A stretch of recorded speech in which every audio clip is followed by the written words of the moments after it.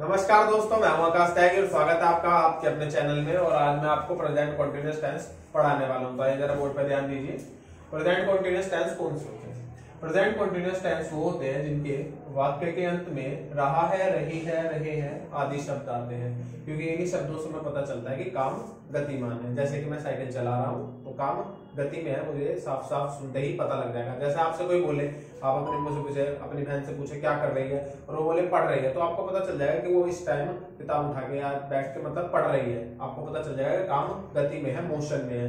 तो ऐसे ही वाक्य को कहते हैं प्रेजेंट कॉन्टिन्यूअस टेंस, जिसमें काम मोशन में हो, जिसमें वर्ब से पता क्या चले, वाक्य के अंत से ही आपको वाक्य पढ़ते ही पता चल जाएगा कि काम क्या है, गति में है। तो उनको प्रेजेंट कॉन्टिन्यूअस टेंस बोलते हैं। हिंदी में अगर आप पहचान जाना चाहें तो ऐसे वाक्य जिनके अंत में रहा है, रही है, रहे हैं आदि शब्द आते हैं, वो प्रेजेंट कॉन्टिन्यूअस टेंस कहलाते हैं। इन टेंस में हमारे प्रोनाउंस जो होते हैं, जैसे कि ही, शी, इट, सिंगुलर, जैसे कि ही मतलब लड़का, शी मतलब लड़की, इट मतलब किसी भी नॉन लिविंग थिंग या वस्तु के लिए, या फिर एनिमल्स के लिए इट का यूज करते हैं। जैसे कि आपने काऊ कैसे में भी सुना होगा, इट हैज 2 legs। क्यों? क्योंकि काऊ क्या है, एक एनिमल है, इसके लिए उसके हम इट का यूज करते हैं। इस तरीके से इट का यूज किया जाता है। और सिंगुलर जैसे कि रवि, या कोई नाम हो, जैसे कि कोई बंदा सिंगुलर हो, उसका नाम है, जैसे कि रवि है, सिंगुलर है।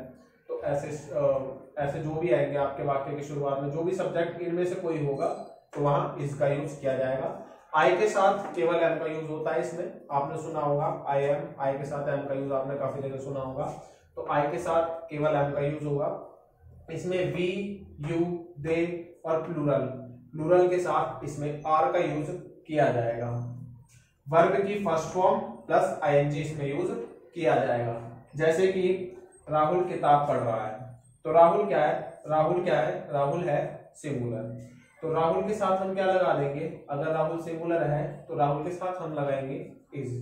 तो राहुल इज पढ़ने की क्या होती है? पढ़ने की होती है रीड, लेकिन वर्ब के साथ हमें इसमें क्या लगाना है? आईएनजी। तो Rahul is reading book, Rahul is reading book. अब हम बोलेंगे वैसे जैसे मैंने आपको प्रेजेंट इंडेफिनिट में बनवाए थे, वैसे ही बोलूंगा मैं। अगला सेंटेंस अपना, राहुल किताब नहीं पढ़ रहा है, तो राहुल इज नॉट हमेशा तीसरे नंबर पर, बाकी टेंस वैसे का वैसे ही। Rahul is not reading book, पूरा इस सेंटेंस में कुछ चेंज नहीं हुआ, बस तीसरे नंबर पर नोट आ गया, वैसे का वैसा। इसी तरीके से बड़ी आसानी से आप भी बहुत सारे सेंटेंस याद कर सकते हैं। केवल एक टेंस से बहुत सारे टेंस याद कर सकते हैं, और आपकी इंग्लिश में भी आपको इम्प्रूवमेंट जल्दी देखने को मिलेगा। तो राहुल किताब पढ़ रहा है, Rahul is reading book, Rahul is not reading book. अब हम बोले क्वेश्चन भी तो कर सकते हैं, क्या राहुल किताब पढ़ रहा है? तो क्या राहुल किताब पढ़ रहा है क्वेश्चन आ गया यहाँ पे। तो यहाँ पे हमारा हेल्पिंग वर्ब क्या आ जाएगा? सबसे पहले आ जाएगा इज राहुल रीडिंग बुक। एक बात याद रखिएगा, वर्ब आपकी हमेशा सब्जेक्ट के बाद आएगी और ऑब्जेक्ट लगभग आपका सबसे एंड में आता है। तो is Rahul reading book, is Rahul not reading book, क्या राहुल किताब नहीं पढ़ रहा है। इस तरीके से भी हम पूछ सकते हैं। जैसे कि आपके पापा आपके लोग भाई बहनों से पूछते होंगे कि आप पढ़ाई कर रहे हैं, क्या मेरा बेटा पढ़ाई कर रहा है नहीं कर रहा, पूछते हैं ना इस तरीके से। तो ये सेंटेंस भी बनाए जाते हैं। अगर आपसे कोई बोल दे कि इस तरीके के नहीं बनते, तो आप इस तरीके से आपको कुछ एग्जाम्पल लेके उसको क्लियर कर सकते हैं। तो is Rahul not reading book. आइए दूसरा देखते हैं, मैं स्कूल जा रहा हूँ, तो मैं के लिए मैं क्या लगाऊंगा? आई। अब आई आ गया तो आई के साथ क्या यूज करूंगा मैं? Helping verb am. इसमें ऐसा कुछ नहीं होता कि आप पहले में हेल्पिंग वर्ब नहीं लगाएंगे, इसमें आप चारों टेंस में हेल्पिंग वर्ब का यूज करेंगे।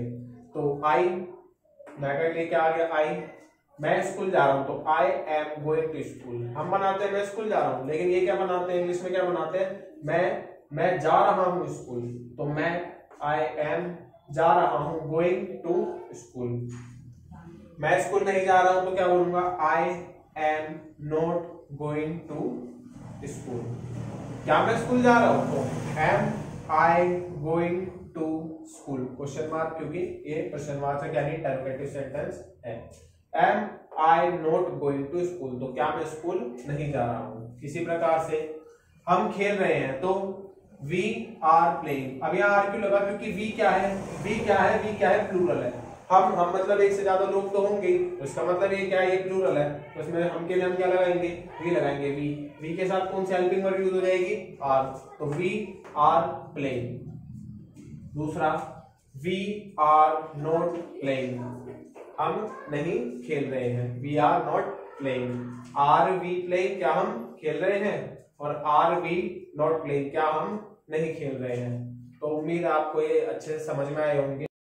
तो आइए जरा कुछ सेंटेंस बना के देखते हैं प्रेजेंट कॉन्टिन्यूअस के, इससे आपको अच्छे से प्रेजेंट कॉन्टिन्यूअस टेंस क्लियर हो जाएंगे। तो जरा बोर्ड पर ध्यान दीजिए। पहला सेंटेंस आपके आगे है, पिताजी अखबार पढ़ रहे हैं। पिताजी अखबार पढ़ रहे हैं। तो पिताजी के लिए मैं क्या लगाऊंगा, फादर। पिताजी के लिए हम क्या लगाएंगे, फादर। फादर सिंगुलर है, एक वचन है, तो इसके साथ क्या हेल्पिंग वर्ब लग जाएगी, इज। पढ़ने की क्या होती है, रीड। उसके साथ आईएनजी लगेगा क्योंकि कॉन्टिन्यूअस टेंस है। तो father is reading news paper. एक बात ध्यान रखिएगा, बस आपको ऑब्जेक्ट हमेशा सबसे एंड में आता है और आपकी वर्ब और सब्जेक्ट सबसे पहले आएगा और आपकी वर्ब हमेशा हेल्पिंग वर्ब के बाद आएगी। ये चार बातें भी आप इस तरीके से आप चीजों को याद रखेंगे तो आप कभी इन चीजों को बोलेंगे नहीं और आपको सब्जेक्ट प्लस वर्ब इस तरीके से याद करने की जरूरत नहीं पड़ेगी। तो फादर इज रीडिंग न्यूज़पेपर। अगला, इसको ही चेंज कर लेंगे हम डायरेक्ट अपने दिमाग में। पिताजी अखबार नहीं पढ़ रहे, पिताजी अखबार नहीं पढ़ रहे, तो फादर पूरा वैसे का वैसे ही, बस तीसरे नंबर पे क्या लग जाएगा, नोट। तो father is note reading newspaper. Interrogative बनाएंगे तो इज, क्या पिताजी अखबार पढ़ रहे हैं, तो हमारा हेल्पिंग वर्ब पहले लग जाएगा। तो is father reading news paper. और क्या पिताजी अखबार नहीं पढ़ रहे हैं, तो इज फादर, तीसरे नंबर पे नोट, रीडिंग न्यूज पेपर। आप इस तरीके से भी तो क्वेश्चन कर सकते हैं अपने घर में, किसी अपनी बहन से पूछे कि क्या पिताजी अखबार नहीं पढ़ रहे, क्या पिताजी आज बाजार नहीं जा रहे, पूछ सकते हैं ना इस तरीके से। और क्या तुम स्कूल नहीं जा रहे, तो इस तरीके का सेंटेंस भी बनता है। बात मैं आपको इस बार बार इसलिए बुलाता हूँ, हो सकता है कि आप ये भूल जाए या क्वेश्चन करें, आपको समझ में ना आए कभी, तो ज्यादा से ज्यादा जितने सेंटेंस मैं आपको इस तरीके से आपको बताऊंगा तो आपको लगातार ये बात क्लियर होती जाएगी। तो चारों सेंटेंस आपके आगे तैयार है, एक से ही 4 वाक्य आपके आगे तैयार है। Father is reading newspaper, father is not reading newspaper, is father reading newspaper, is father not reading newspaper. पिताजी अखबार पढ़ रहे हैं, पिताजी अखबार नहीं पढ़ रहे हैं, क्या पिताजी अखबार पढ़ रहे हैं, क्या पिताजी अखबार नहीं पढ़ रहे हैं। तो सेकंड वाला देखिएगा, सेकंड देखिएगा, माली फूल तोड़ रहा है। तो माली को हम क्या बोलते हैं इंग्लिश में, माली को बोलते हैं गार्डनर। क्या बोलते हैं, गार्डनर। और ये क्या है, सिंगुलर, तो गार्डनर के साथ क्या लग जाएगा, इज। तोड़ने की होती है, फूल तोड़ने में तोड़ने की होती है प्लक, PLUCK, और सिंगुलर है तो क्या लग जाएगा, ING। तो gardener is plucking flower. Object आपका जो चीज आप तोड़ रहे हो वो आपका ऑब्जेक्ट हुआ, वो आपका कर्म हुआ, और करने वाले आप यानी गार्डनर, ये आपका सब्जेक्ट हुआ, फिर आपके हेल्पिंग वर्ब और फिर आपकी वर्ब आ गई। तो अगला क्या बनेगा, माली फूल तोड़ रहा है, तो नेगेटिव में क्या बनेगा इसका, माली फूल नहीं तोड़ रहा है, तो माली यानी gardener is not plucking flower. Gardener is not plucking flower, माली फूल नहीं तोड़ रहा है। क्या माली फूल तोड़ रहा है, तो हमारा क्या होगा, हेल्पिंग वर्ब सबसे शुरू में, क्यों, क्योंकि कौन सा सेंटेंस हो गया, ये आपका इंटरोगेटिव हो गया। तो इज गार्डनर प्लकिंग फ्लावर।